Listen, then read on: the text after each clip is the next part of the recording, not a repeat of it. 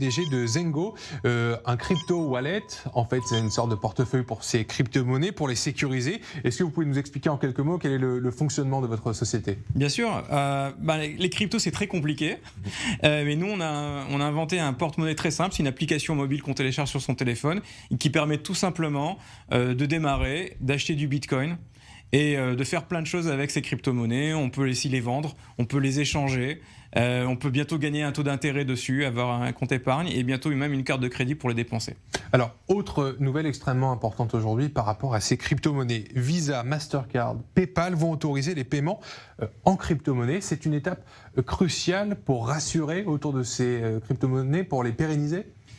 Oui, puisque la première question qu'on se pose, c'est d'accord, on peut vendre du Bitcoin, on peut gagner de l'argent, mais qu'est-ce qu'on peut faire avec? Et donc, effectivement, la première étape, en tout cas la première étape psychologique, c'est est-ce qu'on peut dépenser ces Bitcoins et ces cryptos dans la vraie vie? Aujourd'hui, il y a PayPal qui a annoncé que, effectivement, à travers son application exclusivement aux États-Unis pour le moment, on pourra utiliser ces Bitcoins pour dépenser son argent digital dans tous les magasins, pratiquement 30 millions de magasins en ligne pour acheter ce qu'on a envie. Alors c'est pas vraiment, on les dépense pas vraiment, ils sont convertis d'abord en dollars et le marchand reçoit les dollars de l'autre côté.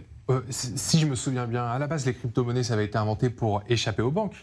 C'est un peu l'ironie parce qu'effectivement, c'était effectivement un système, ce qu'on appelle peer-to-peer, de personne à personne. Et finalement, ce qu'on est en train de s'apercevoir, c'est que c'est devenu tellement important, c'est devenu tellement disruptif que le système bancaire et le système financier traditionnel ne peuvent pas l'ignorer. Pourquoi? Parce que ça présente des avantages d'économie et de sécurité qui sont très vastement supérieurs au système financier traditionnel. Et donc, les PayPal, les Mastercard, les Visa, les grandes banques ne peuvent plus l'ignorer.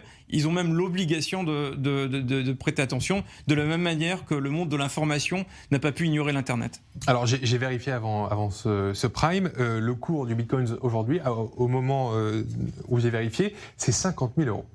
Donc oui. Ça a passé 50 000 euros. Oui. C'était beaucoup plus bas il y a quelques mois. Oui. Donc ce qu'on constate, c'est qu'il y a une extrême volatilité des crypto-monnaies et du Bitcoin en tout cas.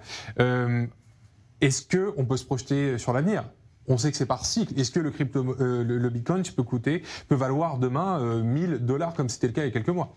Alors, est-ce qu'il peut cracher à 0 ou à $1000? Tout est possible parce que c'est un secteur qui est jeune avec beaucoup d'irrationnel. Mais quand on voit les dynamiques industrielles qui sont en train de se passer, le nombre de développeurs qui travaillent sur le secteur, toutes les institutions qui commencent à adopter du Bitcoin, on voit Tesla qui fait des réserves de 1,5 milliard sur leur trésorerie en Bitcoin. On voit du PayPal qui lance. On voit BNY Mellon, la banque la plus respectée aux États-Unis, qui va lancer un produit sur le Bitcoin.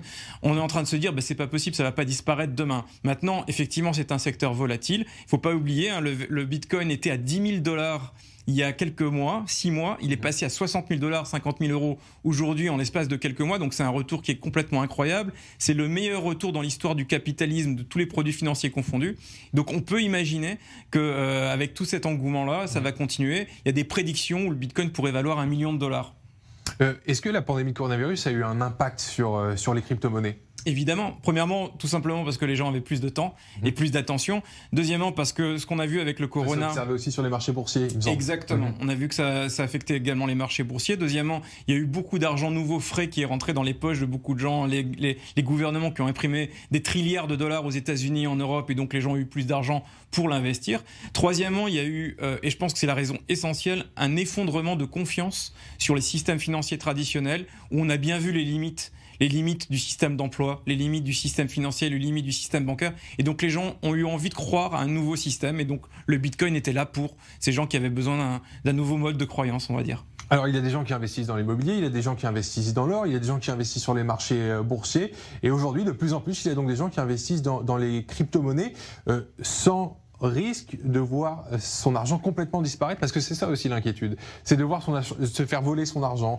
Par exemple, c'est arrivé, ou des gens qui perdent leur disque dur avec tous leurs bitcoins dedans et qui sont pas ruinés mais qui sont pas riches. Alors c'est l'inconvénient du bitcoin où on dit be your own bank, soyez votre propre banque, et donc ça a un coût, c'est qu'il faut être bon en sécurité, et malheureusement beaucoup de gens font des erreurs. C'est là que nous on arrive avec notre société, on a inventé un système qui s'appelle keyless, c'est-à-dire où il n'y a pas de mot de passe, il n'y a pas de clé privée qu'on peut perdre, et donc on est a priori garantie, sauf cas extrême, très très très extrême de perdre son argent, mais ça peut arriver.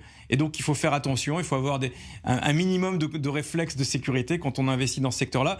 Et indépendamment de la sécurité, il faut être bien entendu conscient qu'on investit dans des produits à risque à très forte volatilité.